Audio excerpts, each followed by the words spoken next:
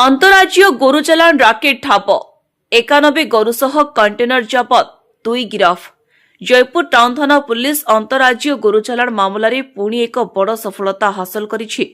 Police चढ़ाऊ बेले गोटे container ट्रक्रु 91टी गोरु उद्धार करने सह 2 जण अभियुक्तों गिरफ करिछि। गिरफ अभियुक्त माने हेले उत्तर प्रदेश सहारानपुर जिला कैलाशपुर ग्रामर शौकीन अली एवं हरियाणार पलवाल जिला उतावाड़ थाना अंचल मुगल मोहल्ला मलाई ग्रामर शकील। ଏହି ଘଟଣାରେ ଜୟପୁର ଟାଉନ ଥାନାରେ ମାମଲା ରୁଜୁ କରାଯାଇଛି। ପୁଲିସ ସୂଚନା ଅନୁସାରେ ଚଢ଼ାଉ ସମୟରେ TS 12U 2809 ନମ୍ବର ବିଶିଷ୍ଟ କଣ୍ଟେନର ଟ୍ରକକୁ ଜବତ କରାଯାଇଥିଲା। ସେଥିରୁ 91ଟି ଗୋରୁକୁ ଉଦ୍ଧାର କରାଯାଇଥିବା ବେଳେ 2 ଜଣ ଅଭିଯୁକ୍ତଙ୍କୁ କାବୁ କରାଯାଇଥିଲା। ଗିରଫ ଅଭିଯୁକ୍ତମାନଙ୍କୁ ନ୍ୟାୟାଳୟରେ ହାଜର କରାଯାଇଛି।